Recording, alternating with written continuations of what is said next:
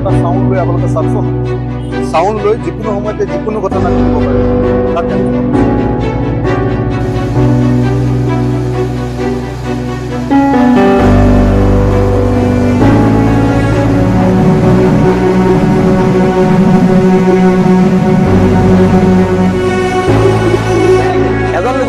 আমি কৈছো যে লগে লগে 1 কোটি টকা ক্ষতিপূৰণ কাইলৈ ভিতৰত দিব লাগে আৰু যদি নিদিয়ে ONGC বন্ধ কৰি দিয়া ONGC বিৰুদ্ধে সৰ্বাত্মক প্ৰতিৰোধ হ'ব আমাৰ মাটিৰ পৰা তেল নিব আৰু আমাৰ মানুহবোৰকে সিহঁতি পইচা নিদিব সেইটো কথাকে দিয়া আমাৰ ন্যায় লাগে আমাৰ বিচাৰ লাগে ONGC go back অসম আৰু ONGC go back থলুৱা বিৰোধী ONGC go back অসম বিৰোধী ONGC go back ONGC go back ভটিয়াপাৰবাসী 700 জনসাধাৰণে সমস্যাত ভুগিবলগীয়া হৈছে যাৰ কাৰণে ঘৰ বাৰী নিজৰ পোহনীয়া জীৱ জন্তু সকলো ত্যাগ কৰি নিজৰ সৰু সৰু ল'ৰা ছোৱালীক টোপোলা বান্ধি আশ্ৰয় শিবিৰত আমি কি ধৰণে দিন পাৰ কৰিছো হয়তো ONGC আজি আমাৰ কোনো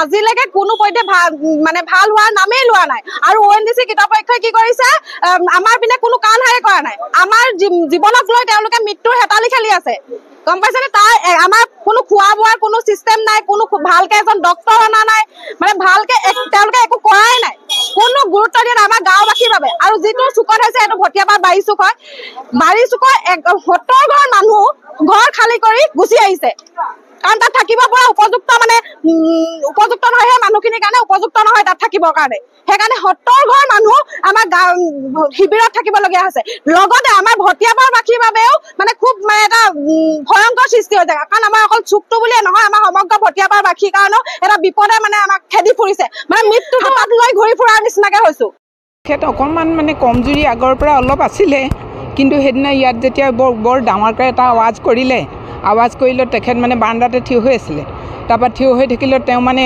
ক'লে যে সেইটো কি হ'ল এনেকৈ কৰি তেখেত ভিতৰলৈ সোমাই গৈ চকীত মানে বহি পৰিলেগৈ বহি পৰা পিছদিনাই তেখেতৰ মানে হাৰ্টৰ হাৰ্ট এটেক কৰিলে আৰু কৰি পেলাই ঢুকালে আৰু নামটো নৰেন গগৈ তেখেতৰ পেচেণ্টৰ নাম বয়স তেখেতৰ 68 মান এনেকুৱা আছিলে মোৰ ককাইদেউ হয় ডাঙৰজন তেখেত এইটো কাৰণেই ঢুকালে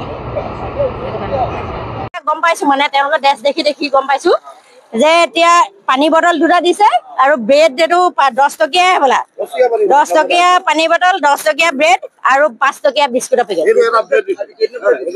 আজি 4 দিনৰ ভিতৰত দিছে আগৰ কেইদিন আগতে এইটো প্ৰশাসনে দিছিলে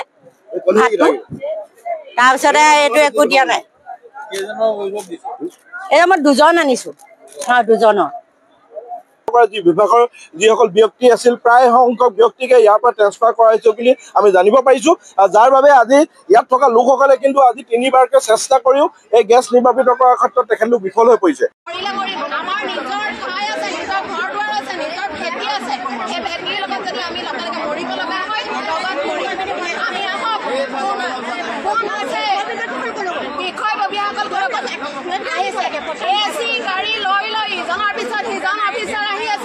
তেওঁলোকে কি দায়িত্ব লৈছে তেওঁলোকে আমাৰ জনতাক একেলগ কৰি তেওঁলোকে বুজাওক আমি নাজানো যে আপোনালোক শান্ত হওক আমি 2 দিন সময় লৈছো তেনেকৈ আমাক কথা দিয়ক আৰু এওঁলোকৰ জৰিয়তে তেওঁলোকক হেৰি কৰি দিব লাগে। আমাৰ ঘৰত পোহনীয়া জীৱ জন্তু আছে, আমাৰ সকলোৱে মৰমৰ, সেইবিলাক সিহঁতো মৰমৰ।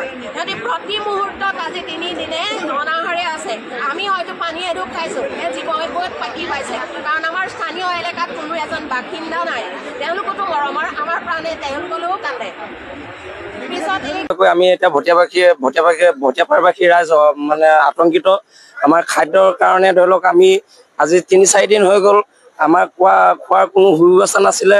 নিশ্চয়কৈ কালি যিটো খাদ্য আপোনাৰ এজন আমাৰ শিৱসাগৰৰ অখিল গগৈ ডাঙৰীয়াই মানে খোৱাৰ ব্যৱস্থাটো কৰিছিলে, আজি হয়তো নিশ্চয় আমি জানিব পাৰিছোঁ ONGC কৰ্তৃপক্ষই আজি মানে খোৱাৰ ব্যৱস্থা কৰিছে। আজি 3-4 দিনৰ মূৰত আজি মানে মৰ্ণিঙৰ যিটো মানে তেওঁলোকে চাহৰ ব্যৱস্থা কৰিছিলে, সেই চাহৰ ব্যৱস্থাত তেওঁলোকে এটা ব্ৰেড, এটা মানে 5 টকীয়া বিস্কুট, এটা সৰু মানে বাটাৰ পেকেট, পানী বটল এনেধৰণৰ মানে তেওঁলোকে যোগান ধৰিছে। নিশ্চয়কৈ সেইটো আমি সন্তোষ হৈছোঁ। কিন্তু আমাৰ ঘৰত ধৰি লওক 8 মহীয়া, 1 বছৰীয়া, 2 বছৰীয়া মানে শিশুসকল আছে, সেইসকলৰ বাবে আমি মানে নিশ্চয় মানে বৰ হতভাগী হৈছোঁ।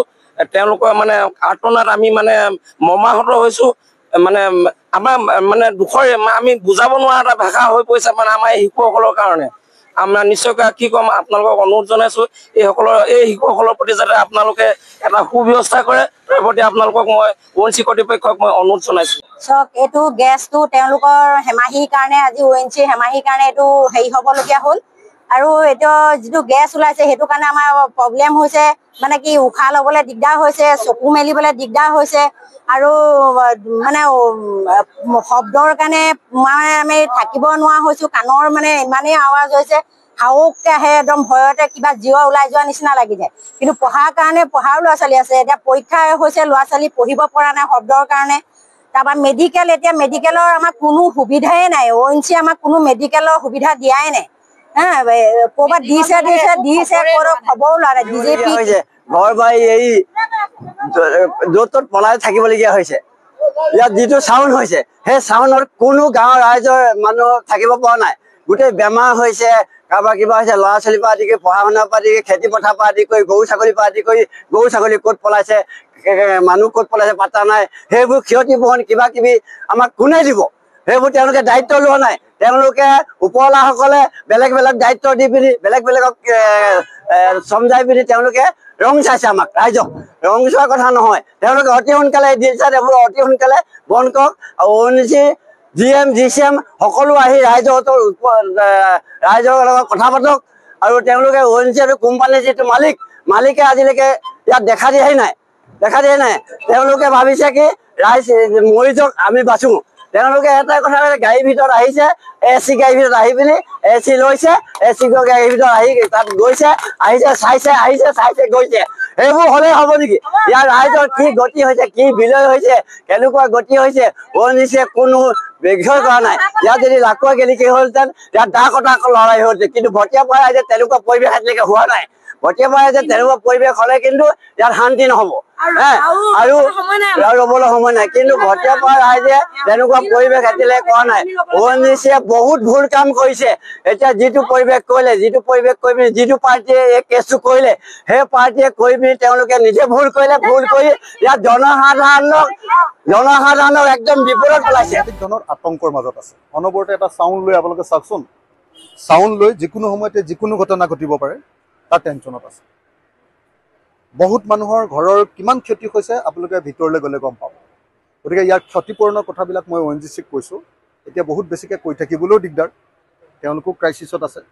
তথাপি মই কৈ দিছোঁ যে এইটো কোনো পধ্যে ৰেহাই দিয়া নহ'ব, চবেই ক্ষতিপূৰণ পাব লাগে। সামগ্ৰিকভাৱে কিমান মানুহ ইয়াত এফেক্টেড হৈছে? এনে 1200 মানুহে আমাৰ খাদ্য খাই আছে। 1200 70টা পৰিয়াল সেই বাৰিচোৱা গাঁৱত। মই যিটো কৈছিলোঁ 70টা পৰিয়াল বাৰিচোৱা গাঁওখনৰ, বাৰিচোৱা চুক বুলি কয়, মানে যিবিলাক একদম ঘৰৰ পৰা আঁতৰি আহিবলগীয়া হৈছে। তাৰ উপৰিও মানে ইভাকুৱেট কৰি যিবিলাকক কেম্পত ৰাখিছে, দূৰত আছে, যে ঘৰটো খালী কৰি থোৱা, দিগদাৰ হ'ব পাৰে, ঘৰ গেছ জ্বলাবলৈ দিয়া নাই, এনেকুৱা টোটেল খাদ্য খোৱা মানুহ মানে 1000 মান হয়, ইনক্লুডিং ইয়াত যিমান ষ্টাফ আছে 200 মান মানুহ হৈ যায়। 1200 মান মানুহে খাদ্য খাই আছে টোটেল। আজি এটা এছেছমেণ্ট এটা কৰিলে তেওঁলোকে, কৰি লৈ তেওঁলোকে কৈছে যে কাইলৈ গধূলিৰ ভিতৰত তেওঁলোকে এটা ফাইনেল এছেছমেণ্ট এটা মোটামুটি গম পাব। मेरा बात सुनिए आप, मेरा बात सुनिए, मैं बात करूंगा। एक आदमी मर गया, आप लोगों ने कॉम्पेंसेशन नहीं दिया, कल तक 1 करोड़ रुपया कॉम्पेंसेशन देना पड़ेगा। 1 करोड़ रुपया कल कॉम्पेंसेशन। 9 बजे खाना चाहिए, बिल्कुल 9 बजे।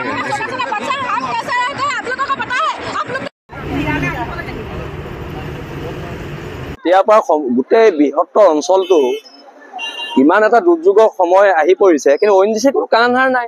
সৰু ল'ৰা ছোৱালী গৰম পানী অকণমান দিব পৰা নাই, ফলস্বৰূপে গাখীৰ খাব পৰা নাই, ফল মূলৰ ব্যৱস্থা কৰা নাই, ডক্তৰৰ ব্যৱস্থা কৰা নাই।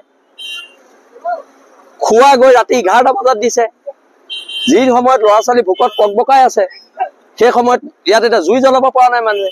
ONGC বিষয়া তাত AC ৰুমত বহি ইয়াৰ পৰা গাড়ীয়ে গাড়ীয়ে পানী গৈ আছে, কিন্তু এই মানুহখিনিৰ কাৰণে 1 বটল পানী ONGC দিয়া নাই। এতিয়া ONGC বিৰুদ্ধে সৰ্বাত্মক প্ৰতিৰোধ হ'ব। কাইলৈ আজিৰ পৰাই এতিয়া আৰু 4জন ডক্তৰ আমি ঠিক কৰিবলৈ কৈছোঁ। আজি কাইলৈ মেডিকেল কেম্প লাগিব, আৰু কাইলৈ ৰাতিপুৱা 9 বজাত ভাত, দুপৰীয়া 1 বজাত ভাত, আৰু ৰাতি 9 বজাত ভাত দিবলৈ কৈছোঁ। আৰু লগতে সৰু ল'ৰা ছোৱালীৰ কাৰণে পুষ্টিকৰ খাদ্য, যিটো পুষ্টিকৰ খাদ্যৰ তালিকা আছে, সেই পুষ্টিকৰ খাদ্য তেওঁলোকে দিম বুলি, আৰু লগত ফল মূল দিম বুলি তেওঁলোকে আমাক এতিয়া তেওঁলোকৰ এজন হায়াৰ অথৰিটি আহি পেলাই আমাক কৈ গৈছে কথাখিনি। এজন লোকৰ মৃত্যু হৈছে, আমি কৈছোঁ যে লগে লগে 1 কোটি টকাৰ ক্ষতিপূৰণ কাইলৈ ভিতৰত দিব লাগিব, আৰু যদি নিদিয়ে ONGC বন্ধ কৰি দিয়া হ'ব। ONGC বিৰুদ্ধে সৰ্বাত্মক প্ৰতিৰোধ হ'ব।